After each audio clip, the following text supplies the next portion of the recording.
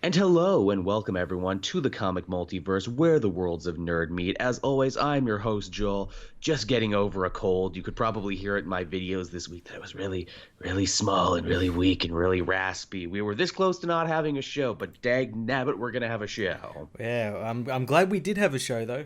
I'm glad we did. We hmm can't go a week without one. No, we can't. Again, we've only really missed a show either if I'm coming back from convention or you're coming back from convention and we try Hmm. and schedule something later in the week, or that time you had food poisoning and I had third degree burns Yeah, that happened on the same week. on the same week. Again, you think it's like, oh, Joel's exaggerating like he does for comedic effect. No, that really happened. No word of a lie in the same week. Again, Matt, you shouldn't have offended that old Middle Eastern woman with the magic. Why did you do that? She put a curse on us. It's like that movie Drag Me to Hell. Matt declined a bank loan to a woman who was clearly a witch. Oh, why did I do that? Why did we give a bad review to that comic writer who was actually in tune to the dark side? Why do we do these things?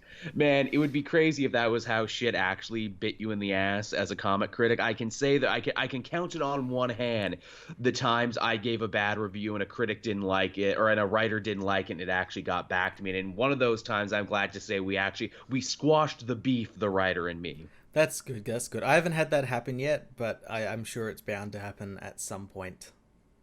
It was what is it? It was the guy who's currently writing the Killmonger book. Actually, we squashed the beef on that one because he did the Miles retcon that nobody liked, and he did that Batman Outsider Yeah, series after Tynion that no one liked. But he's a good dude. We're all right. We're chill. We agree on literally everything else. I just didn't like those two. that's good.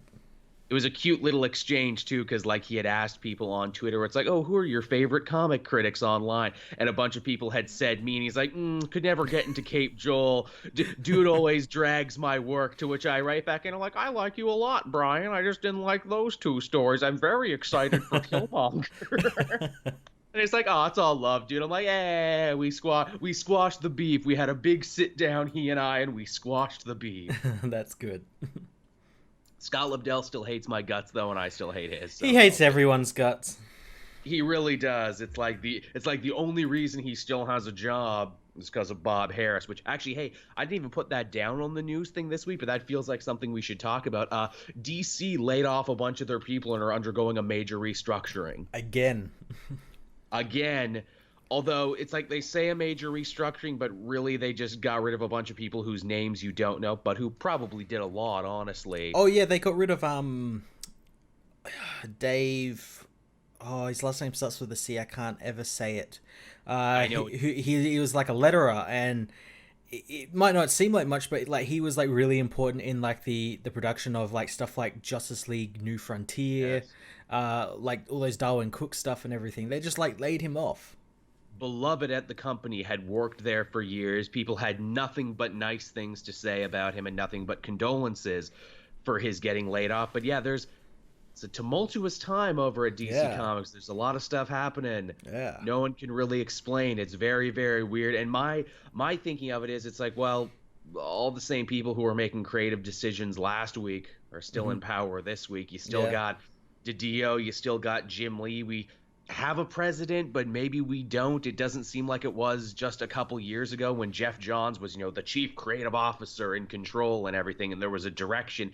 Now it seems like the ship has five captains. Yeah, everything's being pulled in different directions.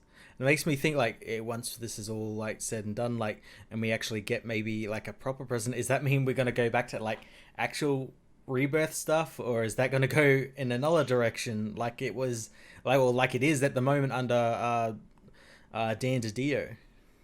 It already feels like we're going in a different direction. In fact, we're going to talk Yeah. about Justice League in what we read this week in that segment. That comic basically puts down its foot and says, "Yeah, everything we said about Doctor Manhattan, maybe don't refer to that as much." Yeah. Yeah. It's like, "Ooh, you're going here, Jeff, but I'm going over here, and you're going to Shazam," which is also good. And we'll talk about Shazam too later in the show. Yeah. This is what we call the coming attractions, the preview for the show to come. See, I meant to do that, Matt. I didn't just get off topic. I'm not going soft in the head. I know what I'm doing. But yes, our first story here, and a story that actually kind of divided me and Matt on Twitter. I think we were of two minds on this, which is always nice, but always rare because Matt and I agree on most things, and that is Black Panther gets the Best Picture Oscar nom in a move that I think surprised a lot of people. To which my thought was initially, "Oh, that's awesome! Good for Black Panther, good for the culture, both geek culture and culture in general." But Matt, you had a different take. Yeah, I'm happy that it's getting recognized for that, but like, why? It's not like the best Marvel movie ever, and really not the best movie ever. Like, why? Like, I obviously know why it's being chosen, for those extra, like, those easy brownie points. The cultural reasons Yeah. to it, to which when a lot of people said that it's not even the best movie, I said, well, yeah, neither is Green Book or Bohemian No, Rhapsody, no. and they're still up there. Yeah. And also, hey, well, the Oscars, despite saying Best Picture, it's never really about Best Picture. It's No. about the money ball. It's about the studios had X amount of money to spend and to release them all at once to get it in the eyes of Oscar voters, so that could bring prestige to their studio. It's never really about the best films. In fact, you never really know the best films from a year that was till years after the fact when we're still talking about them. Yeah, yeah. But hey, if it had to be any comic book movie, I'm glad it was Black Panther. I know some people would have liked to have seen Infinity War in its place, but I think Black Panther was an easier sell. Yeah. Well, no. Well, Infinity was up for visual effects or something. As it should be. Yeah. That's the other good. big piece. Yeah, it's pretty good. I hope they win. I mean, Black Panther's not going to win. No. It's probably not going to win. It's going to be but, that Netflix foreign film. Was it Roma or whatever? Yeah.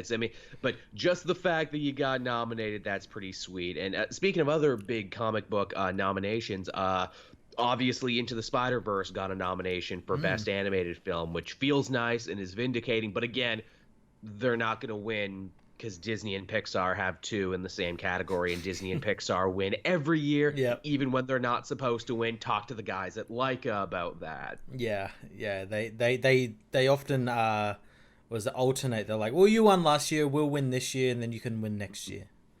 And again, that happens because Disney and Pixar have the money to spend to make sure their movies are always in there. And because they are an animation house, it is an extra nice feather in their cap that they take home and win every year. In fact, I don't even know the answer to this. When was the last time a non-Disney film won Best Animated Movie? I have no idea. Idea. That feels like something where it's like, I know DreamWorks gets in there every year, but I don't think DreamWorks ever wins Best Animated Film. Like, I don't think Shrek ever won anything. I don't think any of those other ones. Thank God the Minions never won anything. And I know that's Illumination. I often make that mistake. I think DreamWorks and Illumination are the same when they're not. Yeah. But yeah, that's one for the comments, everyone. Has there ever been a time? I feel like there must have been, like maybe back way when. Yeah. But was there ever like a post-Walt Disney era where a non-Disney animated film won Best Film or Best Animated Film? Yeah, no, I can't think of one. Neither can I. But hey, good for Black Panther. Good on them. I'm sure it'll be a fun show, but I'm not going to watch it because who watches the Oscars anymore, especially this year when they have no host. Yeah. How's that going to work? Yeah. Sorry, everyone. Our host said homophobic things and wouldn't take them back. But Ellen forgave him, though. But he's still not going to do the show, though. So whatever. That's okay. He's going to go do his Monopoly movie. Do his Monopoly movie. Man, I wish that rumor was true that was floating around that the Muppets were going to do it. Because everyone loves the Muppets. That'd be pretty cool. I would have loved if the Muppets did it, or like they got something freaking like crazy to do it. Like I think we're like this close where it's like the Oscars hosted by like Jake and Logan Paul. Like that'll be 10 years from now. No, they can't do that because they got too many bad tweets. Yeah, really. Hosted by PewDiePie, coming soon. He's never said anything bad. Yeah. Hey bros, welcome to the Oscars, bro. I don't watch movies.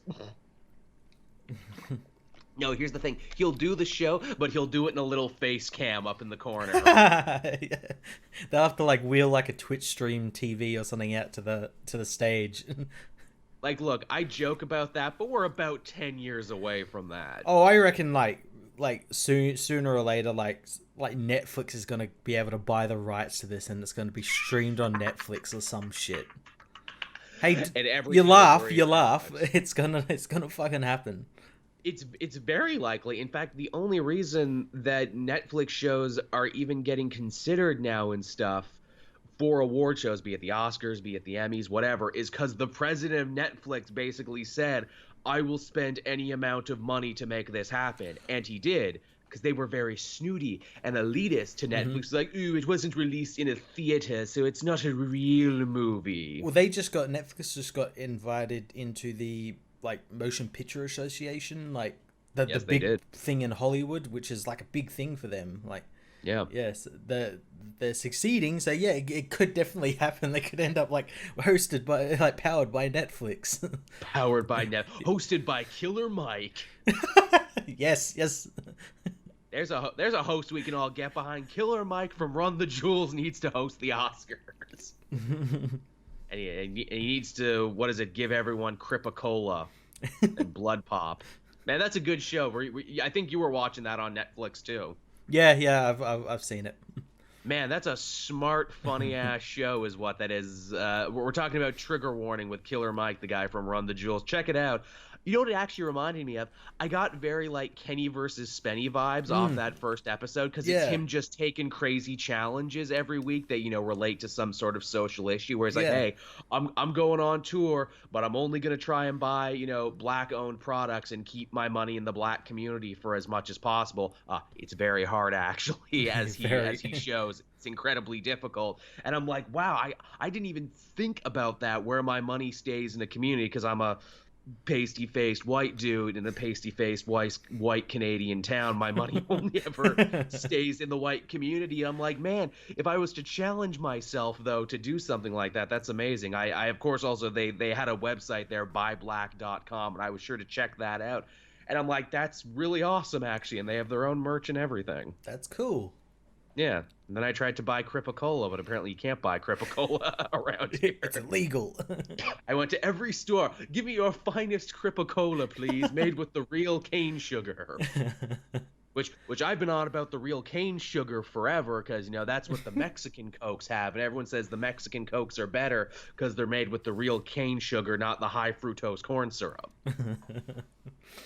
Which that shit'll kill you, that high fructose corn syrup. That's what brings the corn-pocalypse from the Logan movie. They were onto something there. That's a very believable apocalypse they wrote into that. Yeah. But hey, from that to something completely different. Hey, you liked that Krypton show, didn't you, Matt? I kind of dropped off it. I did. It actually really surprised me, because as before, when it was in development, we were like, this fucking Krypton show is gonna be it's gonna be bullshit. But when you get into it, it's so good. They do so much really cool stuff in it. It's not Gotham. No, it's better. It's comic accurate Gotham. It's not Gotham for Superman, which is what I think we were all afraid of. And speaking of accuracy, this blew me away. We got a good look this week at what Lobo is going to look like in the show. Yeah. That's fucking Lobo. That's a Lobo is what that is. They released the first picture months ago, and it was this doesn't look good, because the way he was standing made it look really small and everything. But this one where you actually see some movement in him, he looks really good. And he's yelling, and I'm like, that looks incredibly accurate. I'm shocked at the level of accuracy here. Yeah, I can't wait to see his motorbike. Yeah. Oh, man. Again, have you caught up on Young Justice yet? Not really. No, I haven't had time. Let me tell you a cool thing that happens with Lobo and his bike. So Lobo shows up in an episode. Oh, nice. And you know how Superman has the super cycle, Superboy? Well, Superboy's like, hey, Superbike, come and get him. And Lobo's like, he whistles for his bike, and you have a bike versus bike fight while they're fighting on the ground. That's so fucking clever. That's so cool. To have the two bikes fight each other. Now would be the time to catch up on Young Justice, because it's on hiatus now until June. Yeah, cool. I enjoyed it. Again, as I mentioned before, you can tell the episodes they spent money on and the ones they couldn't spend money on, and they keep having to find new tricks to be like, okay, everyone, face masks so they don't know our identity, or okay, this is gonna be a silent mission, everyone, be quiet. Hey, how come Spoiler and Shade both have new costumes now that also cover their mouths? Yeah, so we don't have to animate. Because lip flaps are expensive, kids. Also, they do a whole episode devoted to Beast Boy that has in it a giant parody of Teen Titans Go that's pretty hilarious. Oh, cool. Beast Boy starts tripping, basically, and he remembers the really sad origin of himself in the Doom Patrol, and it's done in the style of Teen Titans Go, only it's called Doom Patrol Go, and they're all actually voiced by the original Teen Titans and the ones from Teen Titans Go. Oh, that's pretty cool. It is. I feel this is also the show tagging Teen Titans Go back that parodied them while they were off the air. Yeah. This is like, no, we got you back now. I did see that the picture of what Cyborg looks like in this, and I'm not a fan. He gets a whole 4-episode arc. You might not like the look. He's not there yet, is the thing. Okay. This is like Cyborg begins over these 4 episodes. Okay. You know what's really fucking funny about Cyborg? So, Carrie Payton, who voices Cyborg in everything, is in Young Justice. He voices Black Lightning. He voices Calder. He voices Cyborg's dad, Silas Stone. Yeah. He does not voice Cyborg in this, though. They got a different guy to voice Cyborg. Did they get the guy that voices him in like all the Justice League movies? That Shemar Moore or something? No, they got Zeno Robinson, who also voices like every other black guy on the show. It's just so funny to be like, so Cyborg is surrounded by the voice of Cyborg, except it's not coming out of him. It's gonna be funny as well. Like, I wonder if because they for some reason they really like Cyborg being on the Justice League. For some reason, I wonder if they're gonna be like, you're not gonna join the Young Justice. You got to go straight to the Justice League. Straight to the league. And everyone else is like, what?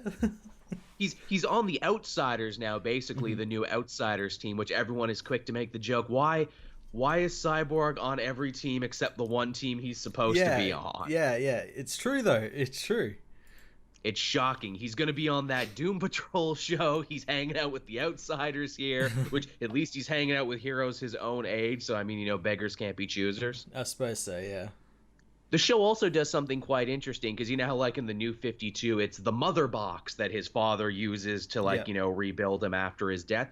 Here they use an evil apocalyptian father box to rebuild him. So he's got like this evil voice in his head telling him to kill all humans. Are they somehow gonna make that voice like change and become like the Grid of the show? That might be something. Oh yeah, they could possibly do Grid. Remember Grid? I vaguely remember Grid when they're like, "Hey, let's have an evil cyborg." But yeah, it's kind of interesting. Where I'm like, "Oh, I like they've built another level of pathos into Vic. It's not just enough that he's a robot man, but he has to fight the Bender impulse to kill all humans." Yeah, that's pretty cool. Yeah, it's not bad. Again, they give him 4 really strong episodes to flesh himself out there. We'll reconvene again when Matt has watched these episodes and we can talk about them in more detail. And from something we've been enjoying to something I'm sure we're going to just enjoy so much. It was announced this week that Matt Smith, one of the former Doctor Who's, is going to be joining the cast of Jared Leto's Morbius movie. No one cares about Morbius. Why is this movie getting made? Because people saw Venom by the truckload, apparently, which made Sony think they Venom have a is in like the pop culture zeitgeist. Mobius fucking isn't. No, he really isn't. And when I see this news, I just like grit my teeth and grab my knees. I'm like, you can't do it. You can't make lightning strike twice. There's no way you're gonna make people give a shit about Morbius. I just hope that like now that like they've seen it and they'll be like, oh, we'll just shove the Venom in here. Even if it doesn't make any sense. That's going to happen. They're like, hey, if we have Venom and Morbius and maybe Craven and some other people, maybe we can build up to our own supervillain hero team-up movie. And we'll call it the Dark Universe because that's not being used, right? That's not taken. God damn it! We'll have to do a commentary on Venom sometime. But again, Oh it's like God. it's hard to even get excited about Venom because it's so nothing. It's like, what do you even make fun of in a movie that's so nothing? Yeah, I didn't even know it was out on like Blu-ray yet because I went to the No, shops the other day and like, oh, it's out. Oh, okay. I don't I care. mean, we could literally watch paint dry, and it's basically the same deal. It is. It is.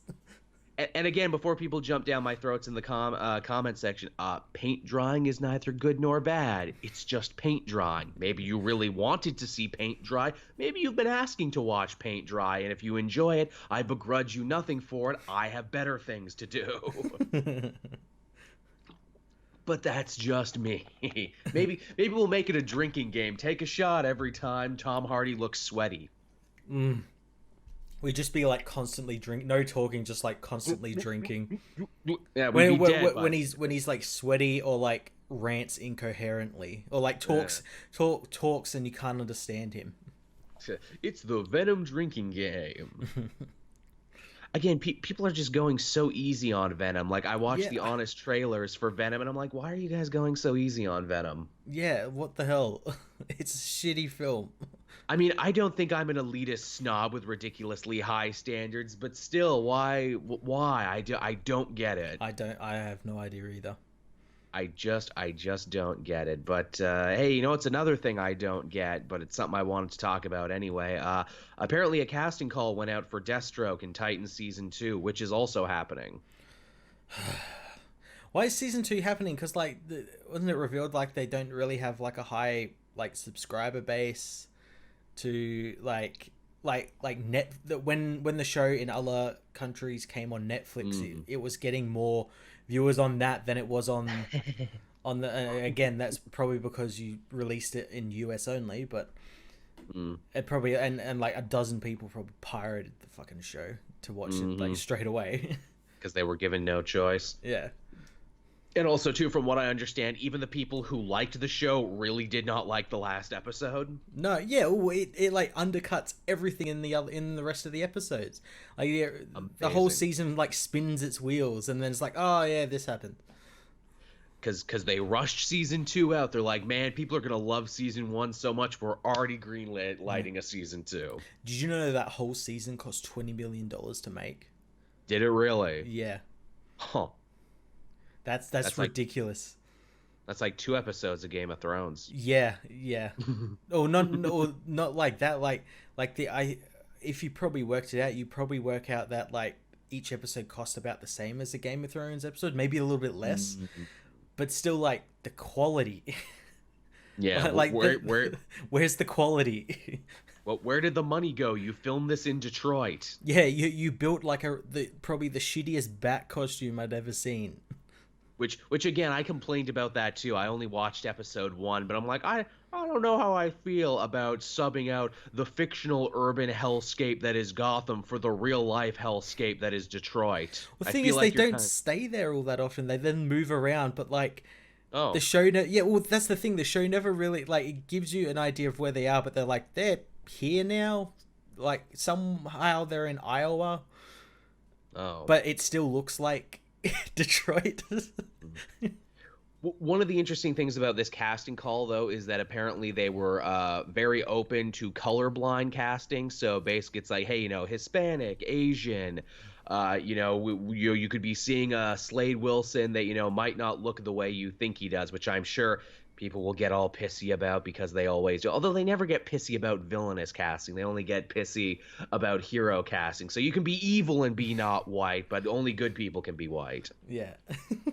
Which always shocks me. And again, too, I mean, Matu Bennett from that Arrow show, I mean, he wasn't what traditionally you would think of when you think of Slade Wilson. No. My only criteria for casting him is like, does he have a beard? Does he have an eye patch? Is he an asshole? Hey, maybe Joe Manganiello can just play him because he's not going to be playing him in a Justice League film anytime soon. There you go. Joe Manganiello can be on this Titans show. It'll fulfill his contract. Man, I made fun of Joe Manganiello for so long, and then I found out he actually really loves Dungeons and Dragons, and he has a kick-ass Dungeons and Dragons man cave, and now he's like my favorite person. Oh, really? Yes. Oh, that's he's cool. he's made his Dungeons and Dragons character, Archon the Cruel, like a character that actually jumps between a bunch of really popular and famous D&D streams. Nice. So he's created this lore for his character that he just shows up and jumps between a bunch of universes. And I'm like, all right, Joe, you're cool. He also has his own Dungeons and Dragons themed clothing line now called Death Saves. Jesus. And I'm like, man, you are not casual about this. You are just in like Flynn on this. I could respect that you are so built and movie star handsome, but such a giant nerd. I imagine him and Vin Diesel just, compare notes sometimes on who's the bigger nerd. But yeah, so that's your Titans news, everyone. Just freaking slow news day. I had to work it in there somewhere. Yeah, I don't know what this season's gonna be. And then they at the end of this, the first season, they like threatened us with Superboy and Crypto. So, yay? No, not yay. If they're anything like these characters. Yeah. What is the Titans' take on Superboy you think we're going to see in a world where Robin is a brutal killer who says fuck Batman, Starfire is a prostitute, maybe? Well, the tease we got of Superboy was him brutally murdering everyone in Cadmus Labs and freeing Crypto and then leaving. So take that with what you will. And it's the fucking the fucking Scott Lobdell version that had the tattoo on the arm, and you know the one I'm talking about, the New 52 fucking one. Oh, well, that just lets you know right there what inspired the writers, and if you were inspired by the New 52 Teen Titans, you're doing it wrong. Yeah. You're doing it wrong.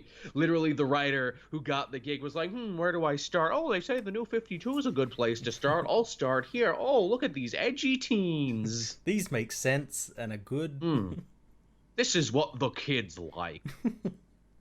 It's so crazy to think that show's on the app, and then you have Young Justice, which is such a better interpretation of most of the same characters. And then you have, like, Doom Patrol, who, on that one episode of Titans, like, the tone just shifted completely, and you're like, Doom Patrol are actually pretty fucking cool, and their show looks pretty fucking cool. Yeah, I was ready to write Doom Patrol off just because I'm like, it spun out of Titans, which means I'm probably not gonna like it. But then I saw that my Netflix Orange is the New Black internet crush is playing the main girl on that one. I'm like, ooh, well, Joel will have to watch a few episodes of this. And Brendan Fraser's playing Robot Man. You can't get over that. That's pretty solid. You can't fuck with that. I will come into Doom Patrol with an open mind.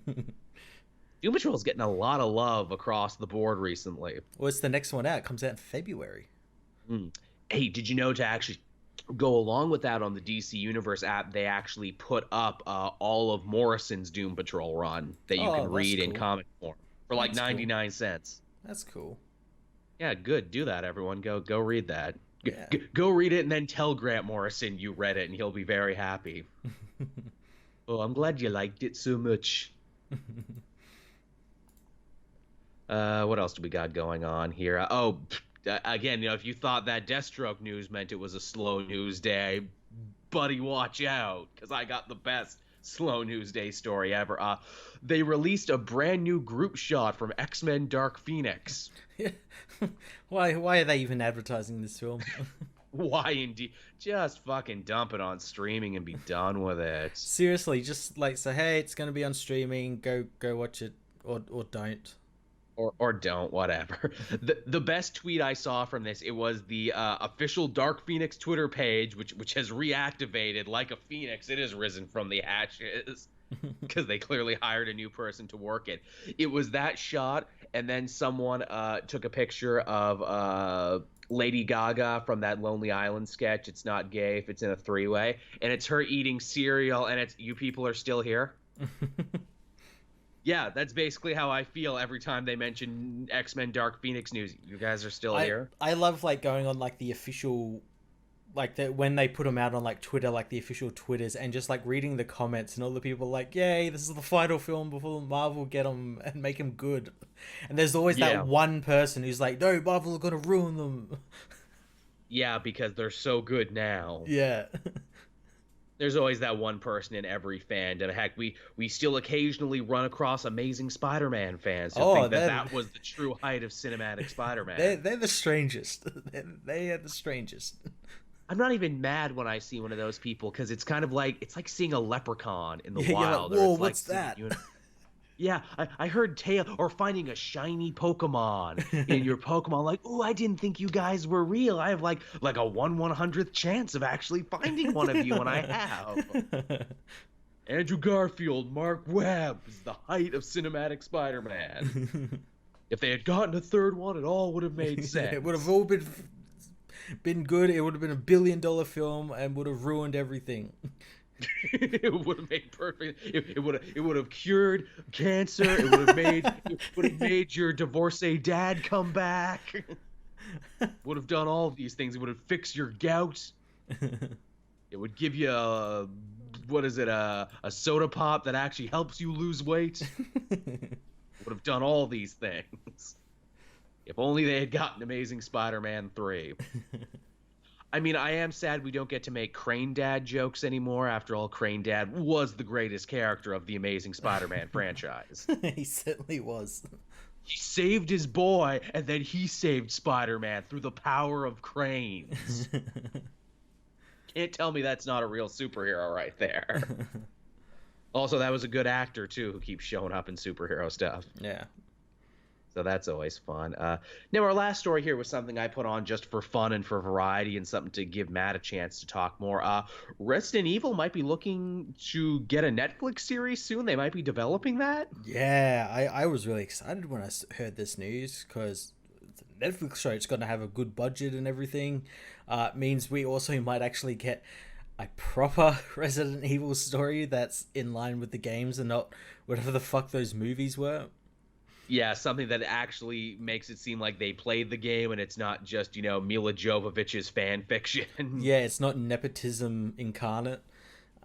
Which, hey, it's a good deal if you can get it. If you're married to the main actress and you just get together every couple years to play cosplay dress up. Yeah, you see, they've moved on to now ruining the Monster Hunter universe now. Oh, is that their thing now? They're doing Monster Hunter? They've started. Oh, I think they might have actually finished filming a Monster Hunter World film, and it's that guy who did the Resident Evil films, and he put his wife Mila Jovovich in the main role. Again, what's his name? What's his name again? Anderson. Paul. I always get these confused because there's like Paul. I think he's Paul W.S. Anderson, and there's like another guy that's like Paul W. Anderson, who's completely a better director. Right, it's like that's always the meme, like, this is Paul W.S. Anderson, this is Paul W. Anderson, know the difference. Hey, the man likes video games, that's clear, and he's getting paid to make them. He likes them, but he doesn't play them. No, but he's seen the pictures, though, and he likes the pictures. The Zack Snyder, way of approach to approaching a licensed product. Yeah, I mean... It is what it is. But what's your pitch for a Resident Evil show, Matt? What do they do with this? Because there's a lot of material and a lot of lore. Some of it really stupid, and some of it fucking bonkers. How would you make that into a show? Well, see, what I would do is I wouldn't set it I'd set it following like the storyline of the game, but like that wouldn't happen until like season 2. Like season 1, you build up like the mystery surrounding like the first game, because in the lore of the game, in the first game, you find out like weeks and months before the events of it, there was like mysterious killings in the forests around Raccoon City, and you like maybe follow up on that or something, and either create a character or grab one from like one of the Resident Evil Outbreak games and like have them be like investigating the killings and everything and what's going on, and then you bring in like, oh, now we're moving into like the game territory where we got like Chris Redfield and Leon and all these characters, and then you just build it off of that and try not to go near like all like the crazy shit in like number 5 and 6, or punching boulders and shit and You mean you're gonna cut the Ouroboros, Matt? You're gonna cut the Ouroboros? I wouldn't cut the Ouroboros because like they're actually interesting, like a parasite and everything. But yeah, I don't know about like the their heads exploding and giant like tentacles and shit. Hey, look, if you get 5 seasons, you can do that. Yeah, fine. Yeah, if the Walking Dead approach, the first couple of I seasons are good, and the rest just spin their wheels. I like your pitch, Matt. Let's not make it about Leon or Chris or any of the characters from the games right away. They can come, but set a baseline with a new POV character, someone who we know that they could kill off. Yeah, yeah, I like that too. Yeah, make them like a reporter or something, and yeah, they're like, "Oh, I'm investigating the Raccoon City murders." yeah, yeah. Exactly. What's this Spencer estate that keeps coming up? Yeah, exactly. And have them like make a big mystery out of it. Yes, the Spencer family that traces back to 1966. Yeah, who's this Wesker guy I've heard so much about? That'll be your stinger and everything. Yeah. It could be a good thing too, if you get like some people who are really into like effects and monster makeup. That would be fun. Yeah, yeah, yeah. Get like practical monster effects and everything. And I for as much shit as I give it, The Walking Dead do pretty good job on like their like zombie They do. makeup and everything. So, like, get It those is pretty guys. Get that, and then get like Frank Oz and some ex Muppet people to do the puppetry for like a liquor and some shit. Oh, that'd be cool. That's what I want. I want practical effects liquors. We'll actually do actual like gene splicing and make real liquors. We could do that too. If Netflix has the budget for it now. They can, commission some black testing sites there to have a bunch of real mad scientists flown in to create horrifying monstrosities. Umbrella powered by Netflix. Get the new Umbrella streaming app, which turns you into a zombie somehow. Oh man, that would be funny. I would like that quite a bit. But yeah, I mean, hey, more power to Resident Evil. I'll check it out. Yeah, I hope it gets made. Yeah, most definitely. I mean, hey, if what is it? That Castlevania show did good enough to warrant 2 seasons. That's the thing too. They don't say if it's going to be live action or animated. I'd prefer live action, but like animated is even better. I will accept animated. I've watched those CG Resident Evil movies. Those were good. Those were pretty decent. Those actually felt like a game, which I was fine for. There's the one in the airport, and then there's the other one. Yeah, there's another one as well that came out last year. Oh, did it? I missed that or the one. year before, yeah. Had Chris and Leon and Claire and all Rebecca Chambers, all the really cool. It had all the warriors. Yeah. All the warriors. So yeah, that was our news for this week, everyone. Not a huge week, but we had fun, didn't we? Yeah. That was fun, but now we're done, and now we're going to talk about what we read this week, and I'm sure that will be fun too. Oh, it will be, because we read a Tom King book. I mean, any week with a Tom King book is a special week here on the comic multiverse. We love him, we hate him, we love to hate him. We know he can do better, and I feel like every week Matt and I are just Tom King's disappointed parents, where it's like, son, what have you done, son? What have you done this time, son? Or what have you not done? Because it feels like you've just not been writing a story for the last 4 issues. No, as I said with like the Professor Pig one from a couple of weeks ago, it feels like this issue was like, I want to write John Constantine now, but I can't have him in an actual story because of Batman Damned and probably some other shit. So I'll he's just dead in Justice League Dark now. Yeah, I'll just like write him, but like it won't be John Constantine. But people won't know that until I just like fleetingly say it at the end. It's so transparent that all he wanted to do was to write Constantine, and that the artist just wanted to draw Constantine because you could have a character smoking, because none of it's real. It's a dream. You can get around that. Yeah. It's clear they wanted to do that because literally it could have been any character. Yeah, and it makes no sense why Batman's subconscious is summoning John Constantine of all people. That's what I like up until that last part where it said, "Oh, I'm not John Constantine. I'm whoever's actually doing this shit to you." I expected it to be like, oh, okay, I was like reading the book and I'm like, okay, the Justice League have like found Batman. He's stuck in like this dream. They've gone to like the magic people like John to go into his mind to help. That makes sense.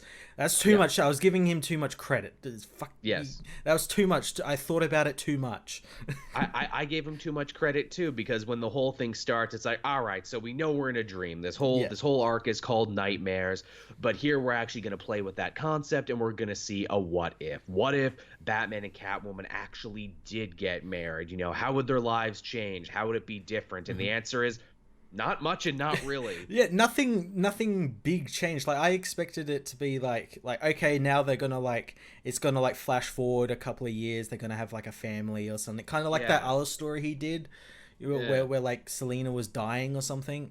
Are they gonna retire? Are they gonna have kids? Is just one gonna retire? Does that become a big sticking point for them? No, not really. Yeah, they like go on their honeymoon, come back, and just start like fighting criminals like normal. And nothing has changed, which again is that Tom King passive aggressively saying, well, you were mad because I didn't change, but the fact is comics are restrictive to my writing and nothing would have changed anyway. Yeah, it's very strange, very strange. And it's literally the whole comic of John Constantine being like, Batman, you're in a dream, you need to wake up. Batman, you're in a dream, you need to wake up. And obviously Tom King's Batman is written to be a petulant child who basically goes, no, shut up, John. No, can't hear you. No, can't hear you. Which is something Batman would never do. Like, he would realize that he's in a dream, like, straight away and be like, okay, how do I get out of here?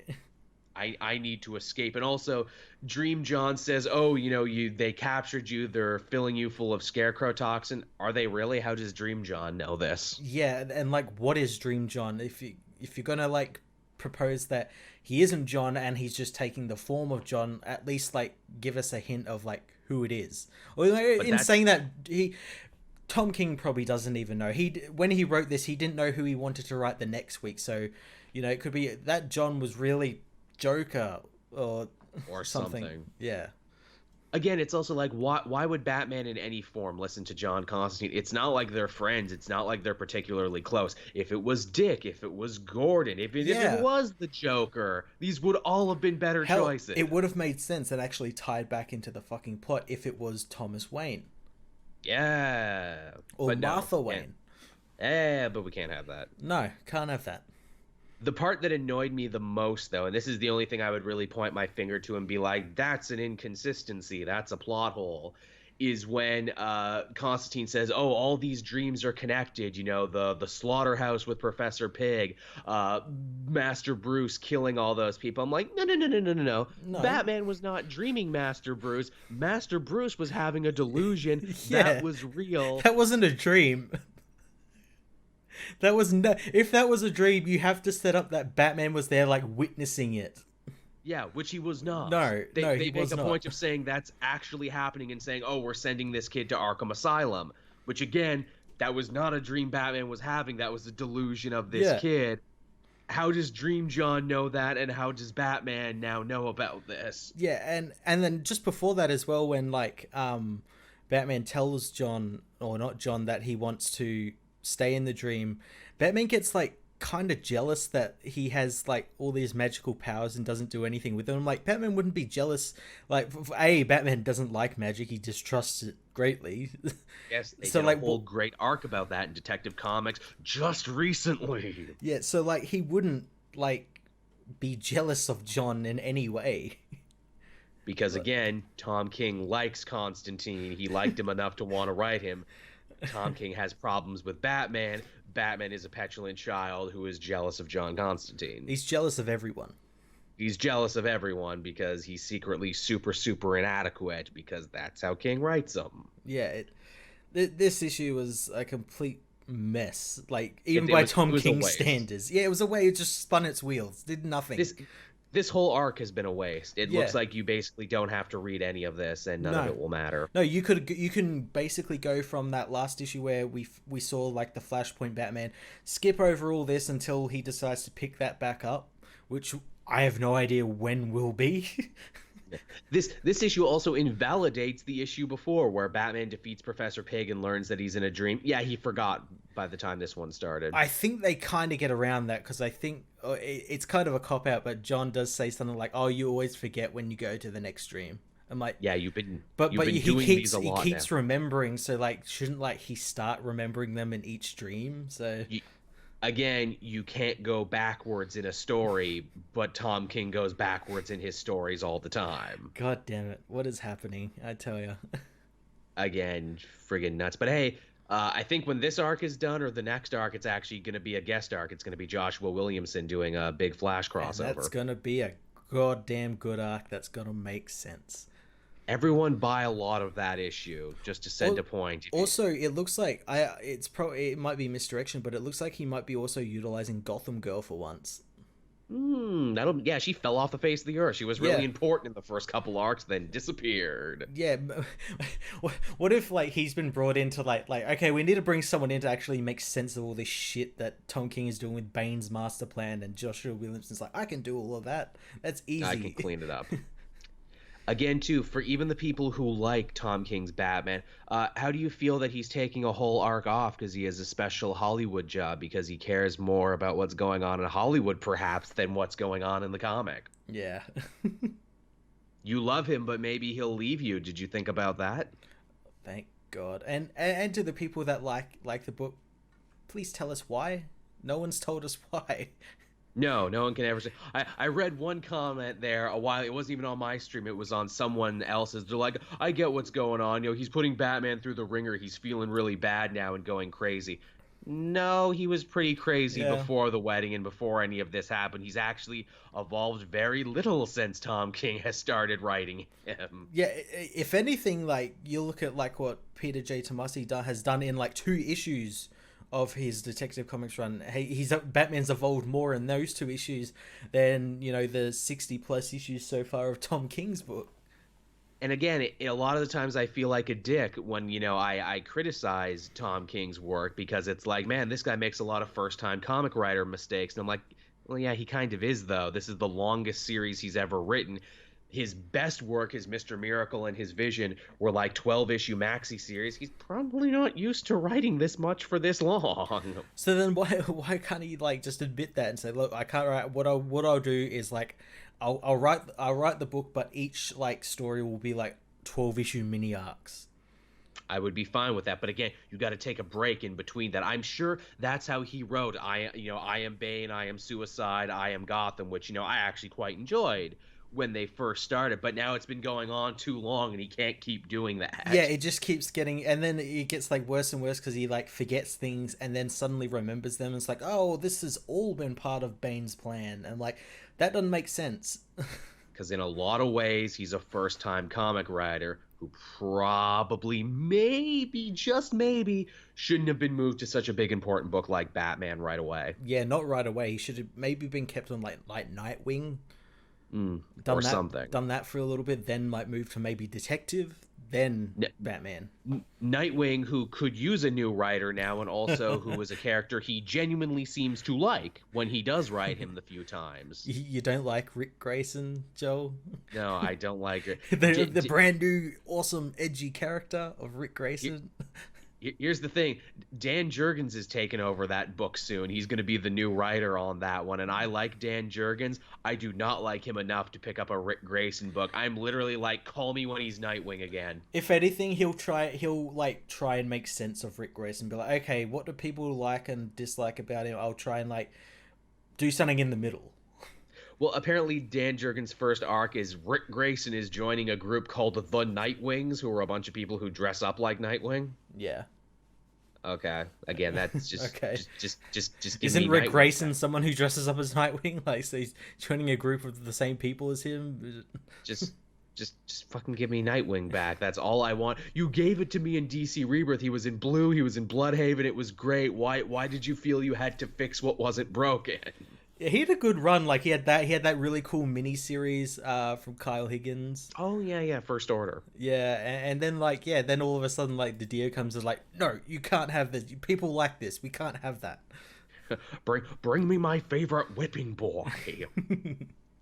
I haven't fucked up his life yet, which is funny. The last time he did this, it was with Agent Grayson, but Agent Grayson was actually really good because they gave it to Tim Seeley and a young Tom King who was looking to please. They co-wrote that book, and they wrote some really awesome stories there. And I'm sure that burned to D up. Ooh, what do you mean people like it? Ooh, what do you mean it's selling good? Damn you, Tim Seeley, you thwarted me again. I'll get him next time. I'll shoot him in the head and make him think he's not Nightwing anymore.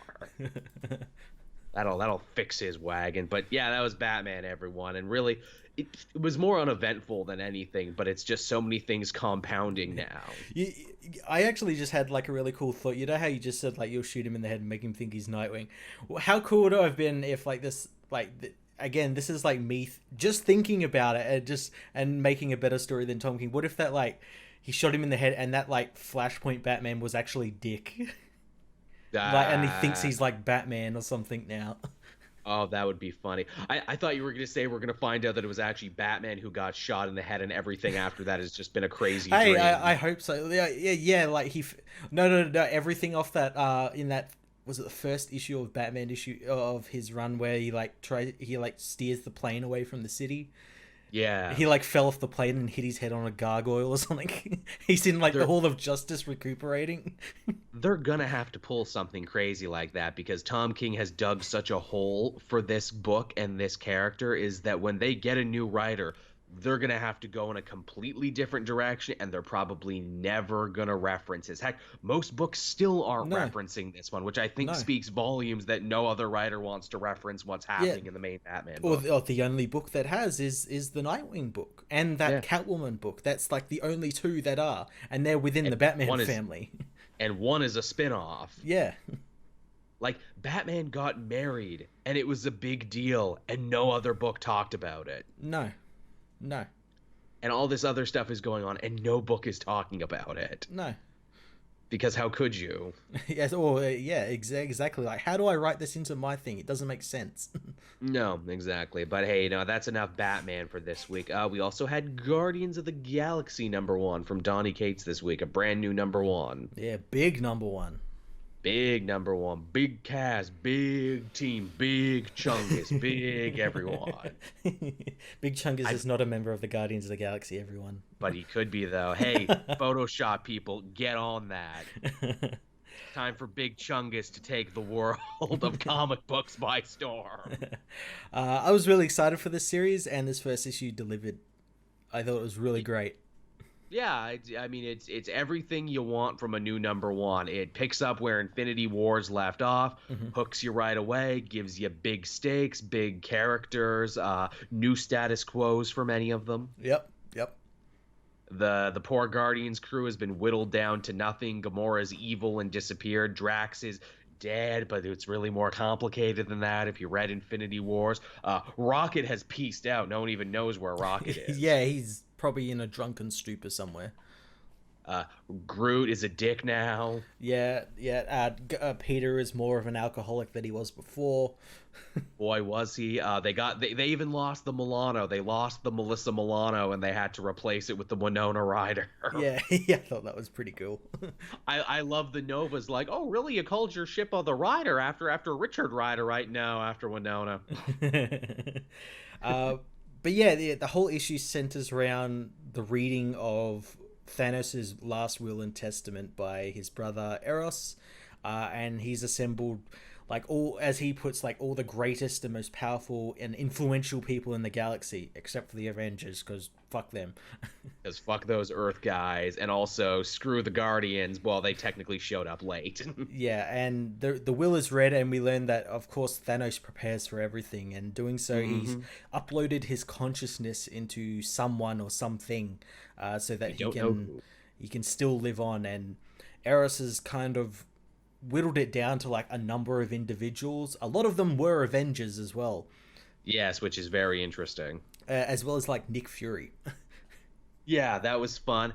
Obviously, too, they say the #1 suspect is probably Gamora because, well, she's his daughter, and she became a villain and was acting weird anyway after killing him. Yeah. Well, I actually think it is Gamora because, like, obviously through Infinity War, she had like that, like Thanos ghost thing like talking to her, and I'm like, oh well, I wonder if that's like an explanation for that.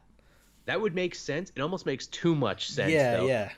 But my thought was, why does no one say Star Fox? Star Fox was his brother and literally like his blood brother and the Yeah, one yeah. that invited everyone here.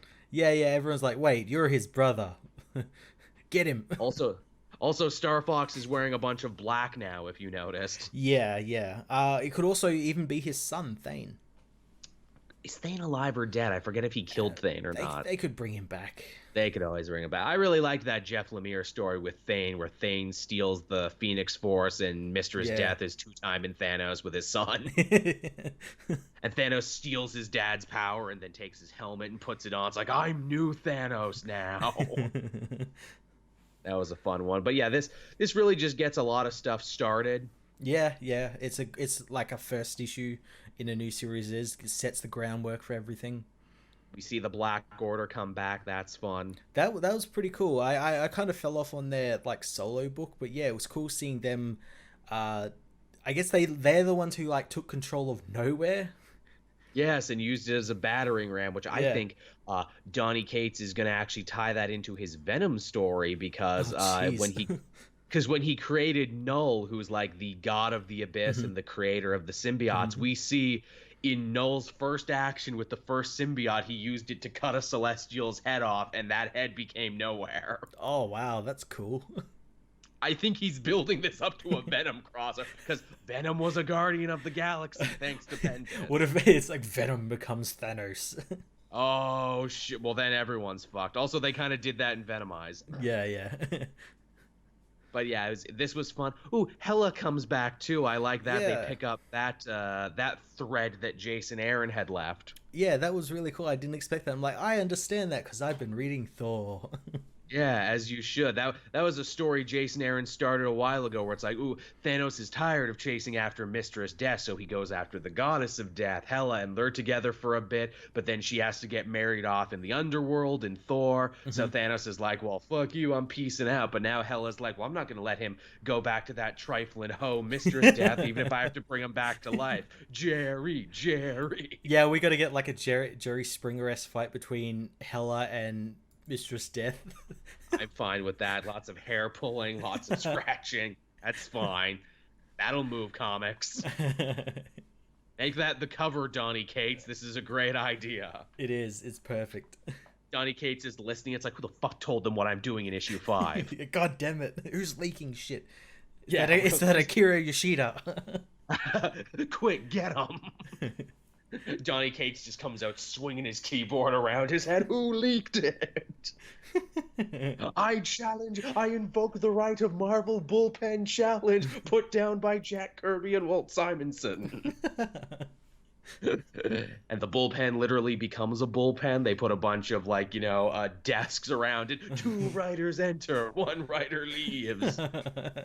Then eventually the other writer leaves after being declared the winner. But yes, Guardians is good. It is. It's really cool.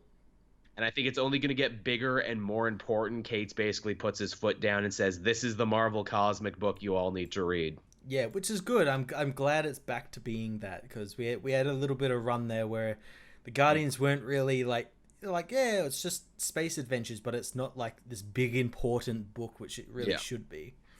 This is Kate saying we're going back to the Abnett and Lanning eras is what we're going. This is the be all end all for cosmic books in the Marvel universe. This is Cosmic Avengers. Yeah. It's basically Annihilators is what it is because of the level of power. Oh yeah, this has to be like one of the most OP Guardians of the Galaxy teams ever. It is. It's like right Cosmic Ghost Rider, Beta Ray Bill, Groot, Star-Lord, Moondragon, File of Vel. Who else is on? Is that all? That's not all. There's a bunch of people on the cover who were at the meeting and went missing. There's no telling if they'll actually be on the team because Darkhawk was on the cover, so was Adam Warlock, but they got lost in the wormhole. No telling if they'll actually be members or not. I reckon they will. Or they'll be like guest members. They'll They'll rotate in and out. Yeah. Still, that'd be funny, though, if the first cover was actually a trick. Ha ha ha, it's only some of these people. It's not all of them. I got you. But yeah, that was a good one. What else did you read, Matt? I've been leading the conversation here. We had Justice League issue, I want to say 16. 16. That was it. And yeah, I ordered my review before we started. and this was quite a big issue since it posed a lot of like really interesting questions and answered quite a few of them as well. It's a massive issue. Oh This yeah, is the most important book that came out at DC in a long time. oh yeah, oh yeah. So we get sort of the secret history of a multiverse that existed before the DC multiverse. There was something else Yes. that was created by Perpetua, this still unseen god-like woman who can create universes and stuff like that. Is it Perpetua? I've been saying Perpetua. Yeah, Perpetua. I don't know. I'd say I Perpetua. like Perpetua better. That sounds better than mine. I'm Um, gonna say Perpetua from now on. and yeah, we learned that like before everyone else found out about this stuff, the Malthusians, who would later become the Guardians of the Universe, found out, and they like hid it away in Thanagarian vaults on Thanagar Prime. I loved that bit of continuity in saying their head scientist, Krona, who Yeah, obviously would be the guy who was involved with the anti-monitor and all that other shit. yeah, He was the one who said Perpetua is scary as fuck. Let's hide yeah. all of This this. this is bad. This is too spooky for me. Too spooky 5 me when that guy goes, nah, this shit's too heavy, brah. Um, and yeah, they locked that away. We learned that like she had a great army that was like a sort of experiment of like combined Martian and human DNA, Yeah, human Martian hybrids. and which is really fucking cool. Very. And we learned that humans, we're not sure when these humans found out, but humans found out about all of this shit, and And they're like, tried to recreate the experiments. yeah, tried to recreate the army, and to do that, they actually kidnapped John Jones when he was like a kid Which is somehow. a big retcon for his history. Oh yeah, yeah, and they used him in these testings, which that's huge. They also seek to imply that maybe the white Martians were a side Yeah, effect of this. yeah, or like Here's they were the army or something. here's my theory. So it's humans on Earth with advanced technology in a bunch of tubes. We saw a bunch of white Martians attack the team when they were in Atlantis. I'm like, oh, so maybe when they mean Earth, they mean ancient Atlanteans before the city sunk in the water, but when they still had all the great technology. Yeah, ancient Atlanteans or like the people before Atlanteans or something. Yeah, I reckon it probably would be Atlantis because then would make sense with like what we saw in like Drowned Earth, how they could get into space and all that sort of stuff, and it's all As Snyder connecting. has It's all fucking connecting. Snyder's good about that. Is Yeah. It's like, yeah, see all that Atlantis shit I did before? You thought I was just jerking my chain, but no, it's actually very important. Yeah, goddamn. And yeah, we learn all this stuff, and then obviously Starman and all that sort of arrive, and we learn that obviously he's connected to Perpetua because his powers come from the totality. Yeah. And we learn Kendra's role in all of this, since her nth metal wings have like a map or something to like A map to God. yeah, a map to like a godlike dimension or something. I laughed when they said, "Oh yeah, it's a map to a higher plane on your wings." I'm like, "Oh, is that like a map to dry land in Waterworld on your back? Is that what we're doing here?" Because I'm cool with it, just making sure. We gotta get to dry land. I mean a higher plane. And yeah, we get like obviously like we had Shayera and the Savage Hawkman on Thanagar, and Shayera gets like cured of like her madness. I liked that a lot. That John was really super cool about everything that went down, and like, hey, it's not her fault. She's seen lots of horrible stuff happen to her people. She was just trying to keep it together. Let's not send her to jail. Yeah, let's let her rebuild Thanagar, but properly, not use the Absorbix con to like make it like a false rebuild, which is what it was. And then Starman even combines a bit of her soul into Kendra Saunders, making her whole again, because apparently Perpetua split her line of reincarnation at some point, because together they might actually be able to challenge her. Yeah, again, this like as we said like before, like with all the stuff in Rebirth not making sense, this all seems like it was written during that Rebirth time, and then they had to change it because they're like, no, we're not doing that Watchmen stuff in the middle, because that whole thing this whole thing feels like Perpetua was meant to be Dr. Manhattan, because that's exactly the same thing that happened with like Superman during Superman Rebirth, like, or he was split because if he was whole, he could kill Dr. Manhattan. Yep. In fact, I kept waiting for Superman to pipe up and be like, "Hey, this is actually pretty similar there, this happened to me." This literally happened to me. It was a whole thing, but nope. He keeps his fucking mouth shut. He's like, "Oh, maybe it's best if I don't. That the Dio Man will come for me." I'm just gonna confuse everyone. I hope they don't take my trunks away. if I say anything, but yeah. Yeah, wow, you're absolutely right. Everything with Perpetua and the totality and everything. This kind of contradicts the Watchmen stuff that you've been building for like over a couple years now. I'm not mad. I had like this brief thought, and I was like, "Oh, that's is both brilliant, but I know it's never gonna happen." And it's like, "Oh well, what if like this is still related to it, and Perpetua is actually Dr. Manhattan's wife that he killed with cancer? Like she became like a god, like he recreated her." And like that's not gonna fucking happen. That's like both awesome and like something that no one would ever think of. Yeah, I think after Doomsday Clock, we're pretty much done with Watchmen at this point. Yeah, the fact that no one has referenced it in the last year or so. Yeah, we're done. And the fact that they even gave Snyder the go ahead to be like, yeah, write a new history for the universe. Yeah. Write a new history for several characters. In fact, even go as far as to say that Perpetua is the one who built the Source Wall. Yeah, the Source Wall, which they're apparently going to repair. Yes, which I'm like, good, you should. It's probably bad that that's broken. Yeah, that should not be open. Yeah, that's like a broken window you don't fix in your house. You're just asking for raccoons to come in, only, on a cosmic scale. Yeah, the raccoons are like big monsters that like eat Earths and like give people powers on Earth that shouldn't have powers. Yeah. Should probably fix that, everyone. You don't want giant evil space raccoons crawling around. I mean, that's basically all Barbatos and the Dark Knights were. They were just evil space bats that flew in through a broken window. Yeah, and you need to get like the broom made of nth metal to like shove them out of the window. That's what that whole story was, getting the that was Scott Snyder's pitch, is like, so basically these bats come in from like another dimension, and like Batman and the Justice League and all that have to use an nth metal broom to like shove them out again. It's based on a true story. It happened to me at my house. Bats got into my house and I had to chase them out with a broom, and I'm such a good writer. Oh, I got a great story here. Oh, we love Scott Snyder. He's doing some great stuff. He's doing some amazing stuff. He's doing the podcast circuit too, and he's built up a YouTube channel. We gotta try and get him one of these days. Oh, that'd be really cool. It's so hard with our record time where it's like, hey, can you give up your Saturday at 10 o'clock to come talk to us nerds? Also, like, interviews don't do that well. I keep saying I'm going to do this, and I never do. But if we do interviews again, Matt and I will do the first half of the show like we normally do. And then instead of talking about comics, I will put the interview in there. Yeah.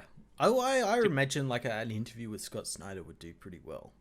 You'd think, but they never seem to. It's like people love comics, but only the really hardcore give a shit about who writes them. Yeah, that's true. It's shocking. It's very shocking. But yeah, that was Justice League, and it was pretty sick. That was cool. It's building to something really awesome. It is. And hey, I guess we talked about Justice League, so I guess we can talk about Avengers. Did you read Avengers this week? I did. This was another like focus issue on like the Avengers 1 billion.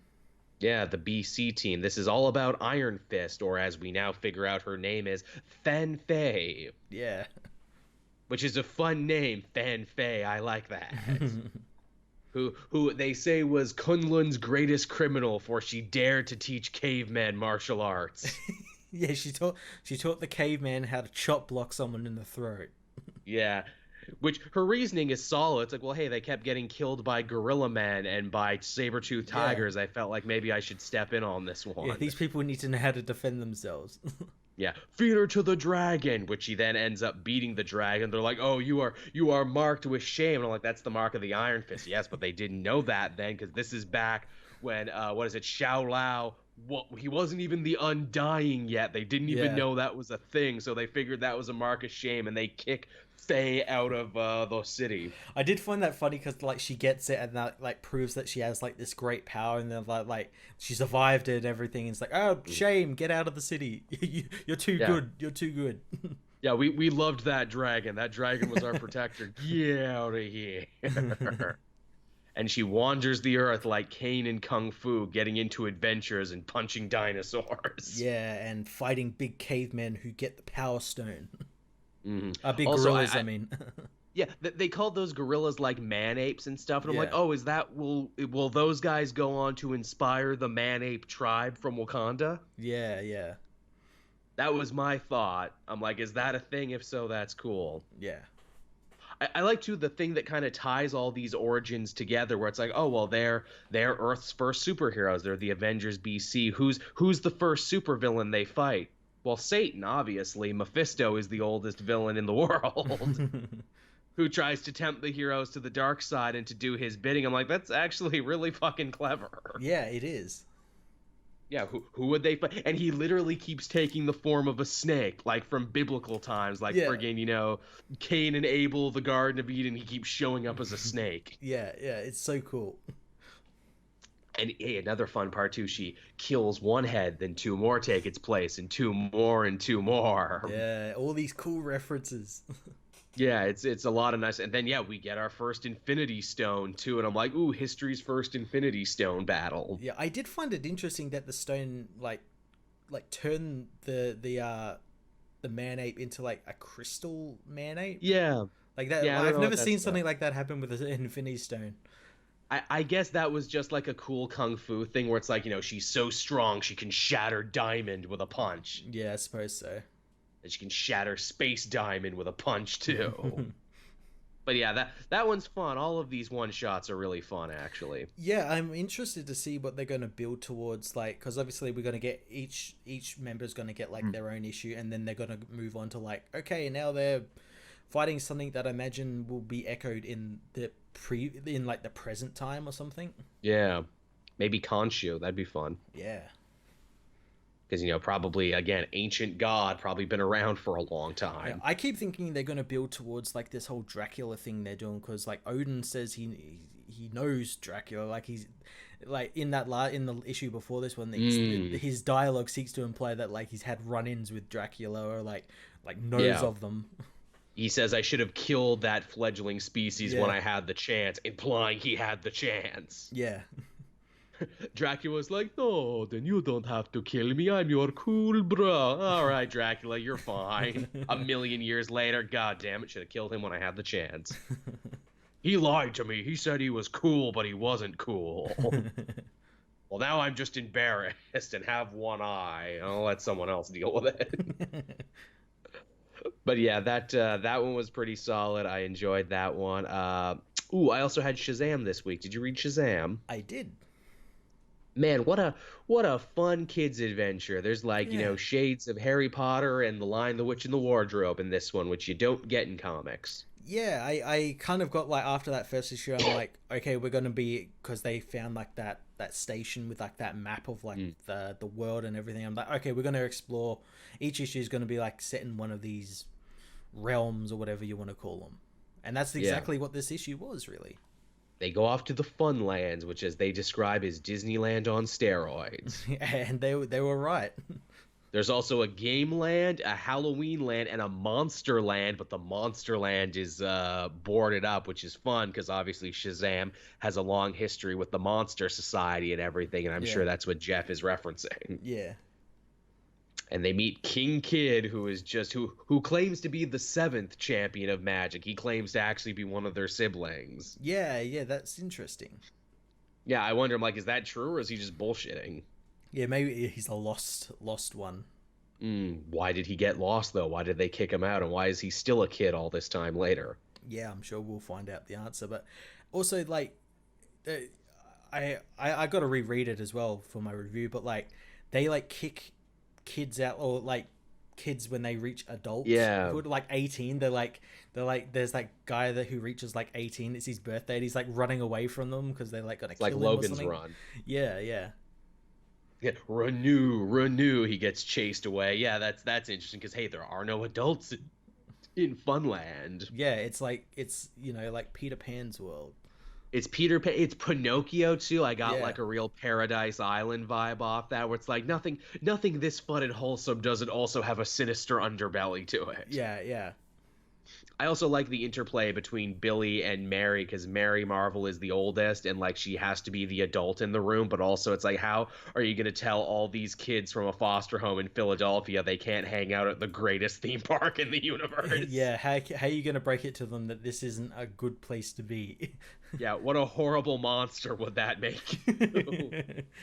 And Billy's just kind of rolling with it. It's like, well, we should learn a little bit more about our powers and our connection to this place. So I guess we should go and eat funnel cake and ride the teacup. Oh, if we have to. For science. Also, Dr. Savannah and Mr. Mind showed up again, which I think is also a holdover from the New 52 run that everyone forgets because it was like over 5 years ago. Seeing Mr. Mind again was like pretty awesome. It was. You forget where it's like, oh yeah, one of Shazam's arch nemesis is a friggin' caterpillar with a talk box who can live in your brain, and sometimes he's an alien, but he might be a demon in this one. Yeah, yeah. It seeks to imply that he's a demon because he's in that big book that Of monsters. Savannah has. Which that's just so freaking clever. It's like, why are there not 100 movies where Shazam fights the little caterpillar man? That's just golden age comic book weirdness they don't make anymore. Yeah, yeah. That's like such a beautiful thing in its time. Like, Grant Morrison has to pound a bunch of peyote to just kind of get back there. But that's just like some shit some guys in the 50s came out. Oh, and who does the little kid who turns into a superhero fight? A caterpillar with a typewriter. That's gold. Let's do it. We're going places here at Fawcett. But then they didn't. But we still have this book, and this book is good. And it's a shame Jeff Johns isn't steering the ship at DC anymore. But it's nice to see of all the books he's been hoarding to himself, this one's living up to the hype. Yeah, yeah, it is, and I'm interested to see like this is an ongoing. It's not like Yes. mini, isn't it? Yeah, so I'm interested to see like when we get to the point where like, okay, now we got to tie it into like the main universe because at the moment it's pretty self-contained. Yeah, because it's like, hey, Shazam and Shazam kids, what are you doing when magic is being threatened over in Justice League Dark? Yeah, yeah. We're funnel cake and tea kettle rides and. Man, it would really kind of kill the joyous, fun kids adventure vibe if, like, the soup and some of those horrible monsters from Justice League Dark showed up. The Upside Down Man comes and eats Mary Marvel or something. Yeah. Hey, kids, wanna die? Man, that last Justice League Dark issue was so fucking cool, where it was basically just Tales from the Crypt, but with the Justice League Dark. I kind of fell off it, and I'm kind of regretting it. It was just that witching hour kind of did me in. I'm like, yeah, it's cool and everything, but like, yeah, it was too much too quick into the book's life. I get what you're saying. Yeah, it was like 3 issues in. It's like already a big event. They're getting back to basics now. Tell you, if you skipped that, read the last issue that came out because it's a bunch of really great short stories that basically let you see what are other magic characters doing at this time. Cool. And they tie in characters you would never think of, like they visit Frankenstein and the Agents of S.H.I.E.L.D. again. Oh, that's cool. I haven't seen him since he was in that Tomasi Superman book. Exactly. They do a whole bit on what is it, frickin' Andrew Bennett from I, Vampire. We get to see what. Yeah, because James Tynion and Scott Snyder are like the last 2 writers in the world who care about I, Vampire. They even do some Vertigo shit. Zatanna meets the first of the Fallen, basically the devil from the Constantine book. Yeah, wow. And then like one of the other kind show up and they literally like drown Satan in bile. Oh, that's cool. And it's great because Satan is like doing his tough guy spiel where it's like, I am the dragon, the beast with many backs. I am the Lord of Lies. You have no power here. To which the other kinds are like, drown? And I'm like, oh my god, they punked Satan. They fucking punked Satanus. What do we do? If they can do that to the first of the Fallen. Yeah. But yeah, that's Shazam is good. Justice League Dark is good. I only have like one other book. Cool. I read Wonder Comics' new book, Naomi, this week. Oh yeah, the new Bendis thing that he was really proud of. Yeah, Bendis and David F. Walker, I believe. Yes, who I really like, actually. A guy who I've always supported. He's been super nice to me at cons. The last one I went to, he had a whole tashiki he was wearing. Cool. Yeah. Yeah, this issue it's a good first issue. We were introduced to this character Naomi, who we learn lives in this small Oregon town, and she's adopted. And the first big thing in years to happen to this town is a Superman Mongol fight. Briefly, very briefly, like seconds worth of this fight comes through the town and like causes a little bit of property Mongol damage. Is it? Yeah, it's the what? Yeah, that's the problem. That you don't know which Mongol is this the Mongol that owns Warworld, but Warworld was destroyed. So is this Mongol 1 or 2? And Mongol Junior, Mongol Senior. Bendis doesn't know. He just wanted a cool fight with Mongol. So yeah, this fight briefly happens. There's a little bit of property damage, and everyone in the town goes crazy because they're like, finally, like people will like notice this little town. Something might actually happen, but no one, like in the grand scheme of things, doesn't matter. It was only there for like a couple of seconds. No one's reporting on this fight and everything, and it makes Naomi upset because like she wants something to happen in the town, and she visits her therapist because she's got problems with being adopted and everything, and her therapist says that she has a Superman complex because she's a little bit like infatuated with Superman because I mean, who isn't, right? Because obviously he's adopted, she's adopted, so she's like seeing like I could be like him because I'm like him, and the therapist knows that that's like a fantasy for a lot of adopted children in the DC universe. You could only imagine, right? Either that or you want to be Dick Grayson. Yeah. Superman returns to help clean up ever so briefly, but Naomi misses him again. And she's like upset and everything. And when she's talking with her friends, she learns that something just before like her and her friends were born, like 17 years ago, something happened in the town that was superhero related. And because we're not really sure like what she is exactly. Like she wants to be a journalist or something because she's like into like investigating all these like things and asking people stuff, but she works at a diner. This sounds very Kids on a Bike, Stranger Things. It really is. It really is. It totally is. And she wants to find out what this mystery was. She goes to the local mechanic he's this guy called D, and he's literally bigger than Bane. Like this dude is massive. And I'm like, this dude could like kill Bane with one arm. And he knows what happened but won't tell her, but he let slip that it happened the same day that she was adopted. So there's like a mystery surrounding what happened in this town. No one seems to know or wants to let slip. Like there's this weird sort of like Stepford Wives moment where like her friend sounds very Stephen King. Where she's like wanting to investigate it, but her friend's trying everything to get her not to. Like, come over to my place, we'll have dinner, we'll sleep over, and you can ask my parents about it, but they'll tell you nothing happened. And but she's like, yeah, I'm still going to investigate it, and her friend kind of gets mad and everything. This sounds like a really good indie pitch that Bendis has been sitting on for a while, and if he didn't get to go to DC, he probably would have written it anyway. He just would have written out all references to Superman, but now he gets to actually do it in the universe and mention Superman. Or if like he did it with Marvel, it would have been something like, oh, the Avengers turned up and had a brief fight with someone, or like Captain America.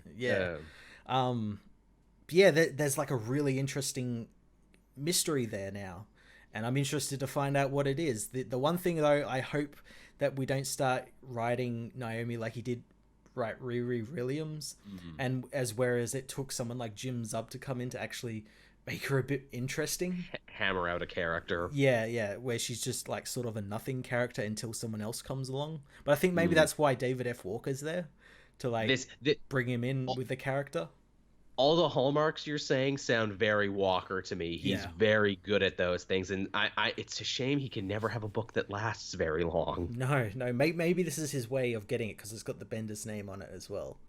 And also, too, maybe this lets him get his foot in the door at DC, and hopefully maybe he can start writing some more stuff. Yeah, so definitely an interesting premise, and Sounds for interesting. some reason people didn't like it, probably because, you know, we must hate Bendis for everything. I had someone in my comments get mad because Bendis was trying to connect this with like his Superman work, like make a connection, make like a continuity. Like he's trying to connect this with his Superman work. That's not right. I fucking hate Bendis. I'm like, what the fuck are you on about?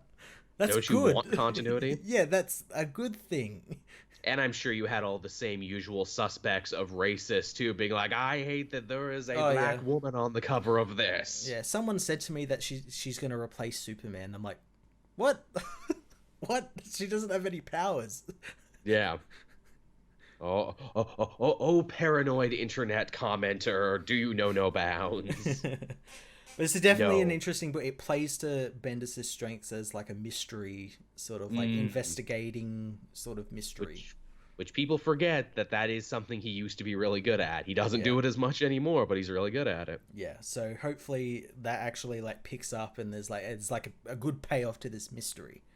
I'll tell you what, you've given me the best pitch for that book that I've heard. Like I read the solicitations and it didn't do anything for Yeah, me. no. Your pitch did it for me. When I read that solicitation, I'm like, why do I care? And I like read it. I'm like, this is good. And as well, the art is amazing. It looks really good too. I have seen the art. It looks very nice. This feels like a book that at the end of the year everyone's going to be like, "Here's a hidden gem you missed. Go back and read this." Yeah, yeah, But yeah, so hey, that's also two good hits for the Wonderline right now. We liked Young Justice and we liked that. yeah.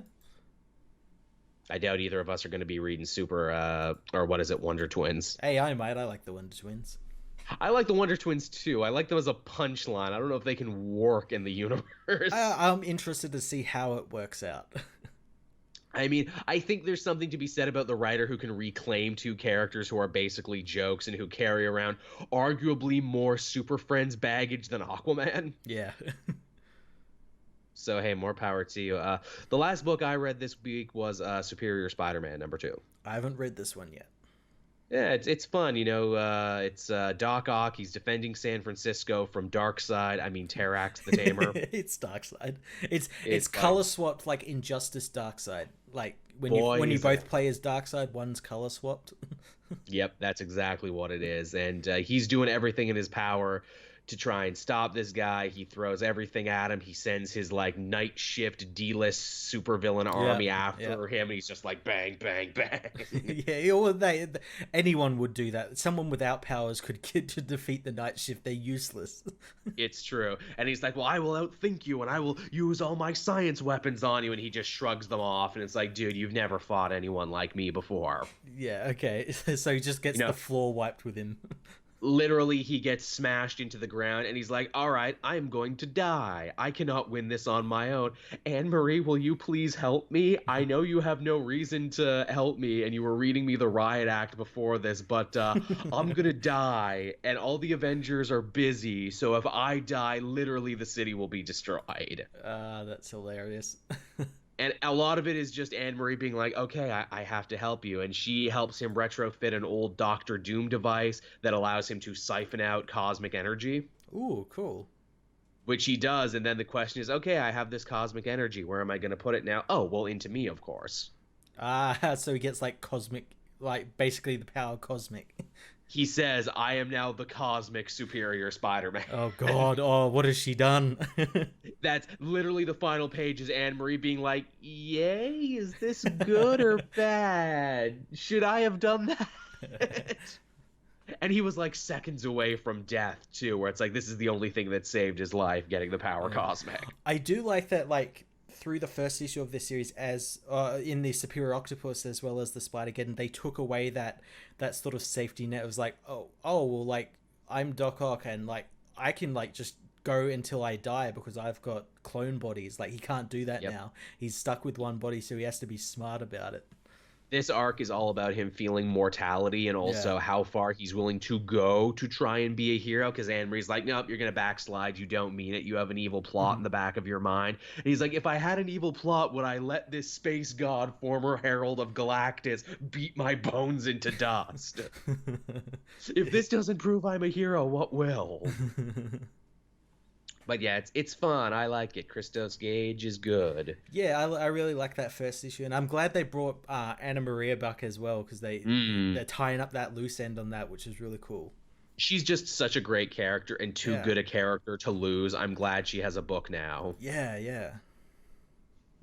I'd almost say, do we have too much Spider-Man now between Amazing, Friendly Neighborhood, the new Miles, this? Mm, There's going to be a new Marvel team up, and I'm like, they're all good though, and they're all good and different in their own way. yeah, It's not like X-Men where they all feel very similar. yeah. Good or bad, they all feel very samey. I'm not at my Spider-Man level at the same way I was at my X-Men level very quickly. Mm-hmm. And I'm sure they have all these Spider-Man books, so the next time there's a sequel to Spider-Verse, they can have a big crossover event that brings all these books together. Oh yeah, yeah. That's definitely gonna happen. No more Morloon though. No more Inheritors. Let the Yeah, Inheritors be done. move on to something else.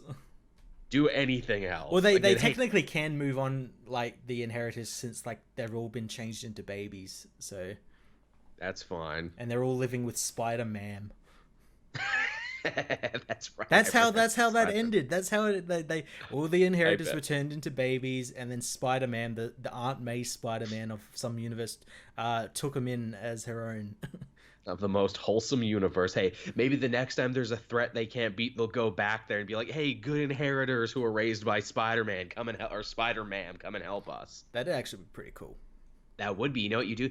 You basically just rip off Dark Knight's metal, and you have the evil Spider-Man of an alternate universe trying to invade. Yeah, And the good Spider-Man are like, "We can't beat them. What do we do?" Well, if we had Inheritors to eat their souls, yeah, that would work. yeah. Let's do that. But yeah, that was my comics for this week, everyone. It was a pretty good mix. It was. I've got one more. Go for it. It's technically one from last week, but I only read it this week, and this was Supergirl issue 26. Yeah, what's happening in the world of Supergirl? Let me know. So we're kind of taking a break from that whole looking for Rogol Zar, like Killer of Krypton sort of stuff, because Supergirl ended up getting kidnapped by Harry Hokum. Oh. Who's a very, very old character and related to the Omega Men, all that sort of stuff. Been a while since we've heard that character mentioned. Yeah, and he's taken like some of her blood because he wants to use the like properties of it for nefarious activities. She gets sent off to a labor planet, like she's depowered, sent off to a labor planet. Meanwhile, her Kaluan partner Xander and Crypto are like trying to get her and trying to like release her and rescue her and everything, and she's stuck on this labor planet where she meets the Omega Men, and the original Omega Men as well, like all the team that was apparently killed off in Tom King's Omega Men book. Oops. So yeah, they're all alive. We kind of knew they were already alive because some of them appeared in the Green Lantern Corps book. In DC Rebirth. So yeah, and then they sort of like team up with her, and they might know something about Krypton's death, maybe. I'm not too sure, but yeah, it ends with like them all like teamed up, and they got to like defeat Harry Hokum's like he's made like this clone army of these weird like orc monster things. Nice. Yeah, pretty cool. It's a cool space adventure with Supergirl. Sounds like Supergirl is the super family book to be reading right now. Well, that's the thing. Like when I imagine it gets back to like the actual Rogol Zar stories, it's telling us more about Rogol Zar than like the Superman book at the moment is completely forgotten about him. Yep. Yep, he was the hot new toy, and now we're ready to move on to other things. Yeah. Bendis got bored of him already, as he often does. So now we need another writer to come in and make him interesting. Yeah. Hey, it'll happen. Yeah, Scott Snyder. Hint, hint. Yeah, work Rogol Zar into here somehow. Yeah, so is that it for the week, Matt? Is that everything? That's everything. Oh, well, that was a heck of a show, and we're coming in right at an hour 30, which is where we usually like to be. I want to take this opportunity to thank everyone for watching and listening. We always really appreciate it. And also, too, something I want to start doing every month, but I forget sometimes. I want to thank all the new patrons and donators who help make this show possible, and because of that, get to listen to the show early before anyone else. Yeah. Special thanks to Jack and Joe and Lachlan and another fellow who donated the most this month, but whose name I am not going to try and butcher here. They know who they are, and they have in fact been very generous both in Patreon and over on the Coffee app, which I didn't even share that I was on that app. I just did it to make sure no one took my name on that. And that person, they know who they are. They're probably listening. Thank you. You've actually probably been the most generous donor the channel has ever had. Oh, and that's because of awesome. that, and because of that, I'm going this week to get stuff to set up an actual streaming station, thanks to this person's donations. Awesome. Yeah, I'm going to get that happen. So thank you so much for that. Endlessly appreciated, as I am appreciative of everyone who watches and listens and likes and downloads and makes us part of your day, part of your podcast diet. Mm-hmm. As always, you can watch the show and download it Thursday after it airs here on YouTube. You can download the audio version. You can carry it around with you. Matt and I make sure there's an audio and visual version up for the patrons. You can become a patron for as little as $1 a month, and that helps me pay Matt, helps me keep the show up on iTunes and SoundCloud and everywhere else. And yeah, that's basically it. Yeah. I have no sponsors. We're doing this all on our own. No chewable dick pills to hawk. Not this time. Oh. I'm still the dick waiting. pill money hasn't come in yet. I'm still waiting. I'm still waiting on that Blue Chew sponsorship, Matt. One of these days we will be sponsored by the world's only chewable dick supplement. Friend of the show, Sal, he had his big 75,000 subscriber stream this week. Yeah. And he brought up that story I told him about the chewable dick pills and being like, yeah, they wrote me, and they never wrote me back. And I like this has become part of the larger Cape Joel lore now, that this has jumped channels and has become something of itself, where it's like, yeah, did you hear Joel's in good with the chewable dick pill people? Talk to him if you want a boner. He has connections in the dick pill business. There comes a point when I want to grow my channel to be so synonymous with Blue Chew chewable dick pills that when they look at Cape Joel, they don't go, oh, hey, there's that comic book YouTuber Cape Joel. They will look at me and go, hey, it's Captain Dick Pill. Or Mr. Dick Pill. Yeah. As I walk the streets, yo, there goes Mr. Dick Pill. Another person said something hilarious too. They said chewable dick pills. Well, aren't technically all pills chewable if you're not a wuss? That's true. That solid point, sir. That's another thing on the comic multiverse. Chew all your pills moving forward. This is our new movement we're starting. Hashtag chew those pills. Please don't make that a hashtag. Please don't let that be a thing that we're famous for. Fox News picks up on this. It's a hot new trend that the kids are doing, chewing their pills. Is your child pill chewing? Well, are they? They could be. And on that note, everyone, I think we can stop now. Yeah. just stop everything. Just put it to an end. Just finish this madness and let's be done with it. We will be back again next week, everyone, with a brand new show. Thank you for listening. I've been Joel. I'm Matt. Bye-bye. Bye.